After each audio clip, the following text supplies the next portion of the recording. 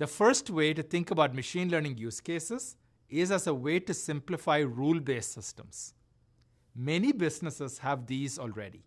For example, you might have a rule-based system to figure out which 3 suppliers you need to get a quote from.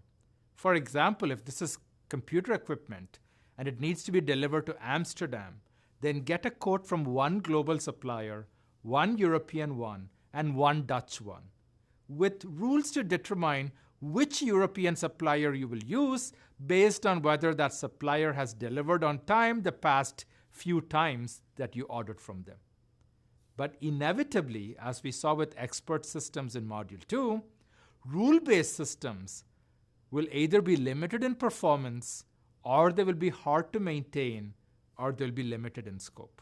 As an example of replacing a rule-based system by machine learning, consider search.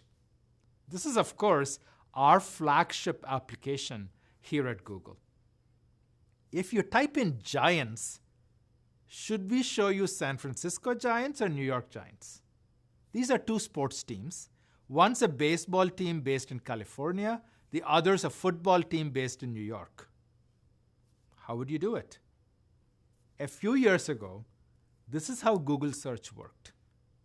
A bunch of rules were part of the search engine code base to decide which sports team to show a user. If the query is Giants and the user is in the Bay Area, show them results about San Francisco Giants. If the user is in the New York area, show them results about New York Giants. If they're anywhere else, show them results about tall people. This is for just one query. Multiply this by the large varieties of queries that people make, and you can imagine how complex the whole code base had become.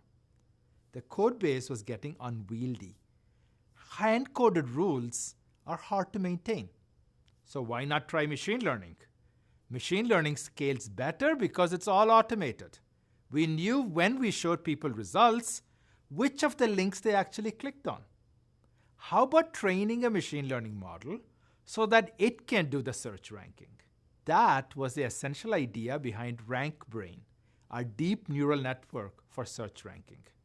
It outperformed many human-built signals, and we could replace many of the hand-coded rules with machine learning. The neural network ended up improving our search quality dramatically.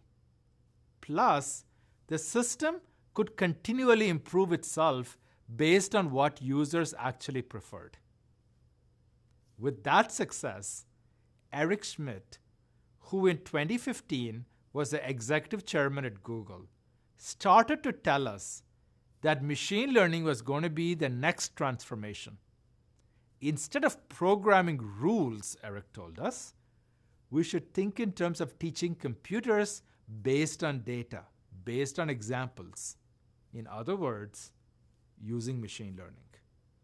What prompted the thousands of machine learning applications at Google was this insight. So, replacing heuristic rules by machine learning. That is one key set of use cases for ML. Most computer programs have at their core a set of heuristic rules. So we can replace them by ML. So wherever we were building heuristic rules, we could be applying machine learning instead. Machine learning would scale better, and it would be possible to train these models faster than we could ever update rules in a computer program. Can you see how choosing the 3 suppliers to get quotes from is just like the search problem? And how you could replace a complicated set of rules of choosing a supplier, choosing an appropriate set of suppliers, with a machine learning model based on past price and performance of those suppliers.